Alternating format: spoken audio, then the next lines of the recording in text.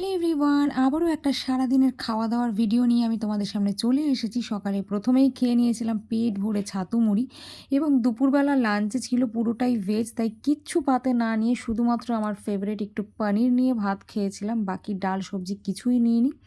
তারপরে একটু ঘুমিয়ে পড়েছিলাম। ঘুম থেকে উঠে আমি বড়লোক প্রো ম্যাক্স চামচ দিয়ে মুড়ি খাচ্ছি, মানে ভাবা যায় বিশাল বড়লোকস। একটু সন্ধে হতেই তারপরে খেয়ে নিলাম একটা বিস্কিট এবং সাথে গরম গরম কফি, কেননা সন্ধেবেলা হচ্ছিল বৃষ্টি, বৃষ্টির দিনে এক কাপ কফি না হলে তো জমে না। এবং সব শেষে রাতে খেয়েছিলাম দুটো রুটি, আবারও সেই কিছু না নিয়ে পনিরের তরকারি এবং আমটা এখন প্রতিদিনই আমি কম বেশি খাচ্ছি।